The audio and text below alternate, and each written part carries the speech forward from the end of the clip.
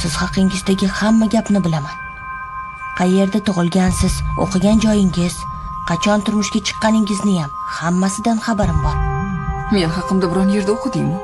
Yo'q, o'qib olishim shart emas. Shunchaki bilaman, tamom. Men qayerda tug'ilganman? Dehradunda. Akamning ismi nima?